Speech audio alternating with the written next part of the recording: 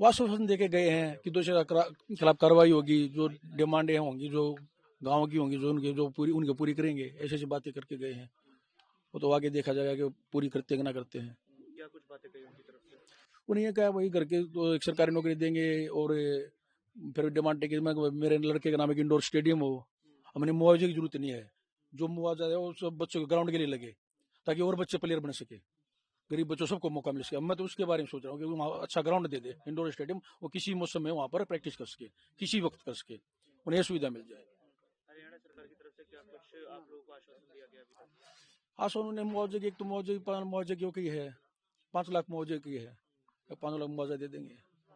5 लाख मुआवजा तो हम तो ये मानते ही नहीं है। क्या चाहते हैं? तो मैं तो यही चाहता हूँ 5 लाख की जगह हमारे गांव में इंडोर स्टेडियम बना दे, स्टेडियम बन जाए, वहाँ पर बच्चों उनको वहाँ मेहनत का मौका मिलता है, जिनको बच्चों गरीबों को और किसी को मौका नहीं मिलता। 5 लाख में तो मेरा बच्चा उल्टा नहीं आएगा। तो मैं चाहता हूँ कि मेरा बच्चा चला गया तो उन्होंने सोचेंगे जो भी मेहनत मारेंगे वो हार्दिक तो गया, उसने इतना बड़ा बलिदान दिया, गाँव के लिए स्टेडियम बनवा दिया, जहाँ उसकी वजह से हम प्रैक्टिस मार रहे हैं। तो मेरे बच्चे के लिए वहाँ इंडोर स्टेडियम बनवा दी, बस मेरी सबसे बड़ी मांग तो ये। हार्दिक से जब आखिरी बार आपकी बात हुई तो क्या बातचीत हुई थी? स्पोर्ट्स को लेकर अक्सर बातें करते और जो यही कहता था, पापा आपकी बार देखना, मैं मेरे वो वीडियो देखा था यूट्यूब पे, देखता था, देखे पापा आपकी बार जब लाइव वीडियो देखोगे ना, मैं कैसे डंक मारता हूँ, जैसे में बड़े ऐसे डंक मारता हूँ, उसी की प्रैक्टिस करा था। उन डंकों की प्रैक्टिस करता, और डंक करते करते ही वैसे उसको ऊपर पोल गिरा, जिससे उसकी मौत होगी। हरियाणा सरकार की तरफ से इसके अलावा कुछ कहा गया आपको? नहीं, और तो कुछ नहीं कहा गया। और एक जी ये जो कोच है भी बेचारा देखो इस बच्चे वाली तो नाम बताइए। राजेश फौजी जी। आप बच्चे क्या? बच्चे मेरा बेटा ये है जी, ये इनके साथ ही खेलता था बास्केटबॉल, अंकल लगता हूँ जी इनका।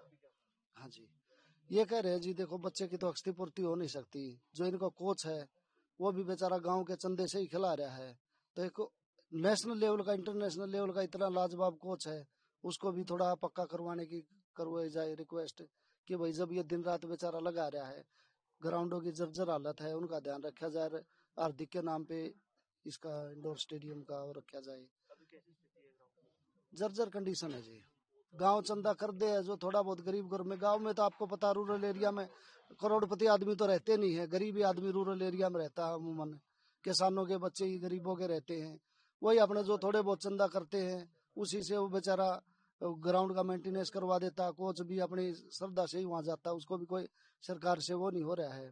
तो यही भाई इतना अच्छा कोच है वो, इतना थोड़ा उसको भी कुछ न कुछ सोचा जाए, यही रिक्वेस्ट है जी।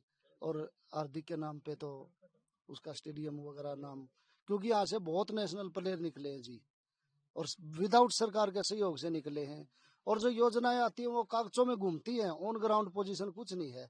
अब 19-20 लाख रुपया हुआ था 23 में, अगर वो लग जाता, मरम्मत हो जाती, आज ये दिन किसी को देखना पड़ता क्या है? एक इतना होनहार लड़का खो दिया, एक युग का अंत हुआ, ये मान लो जी आप, ये लड़का नहीं मरे, खेल ही मर गया, ये मान लो। प्रभात खबर .com, विश्वास वही, रफ्तार नहीं।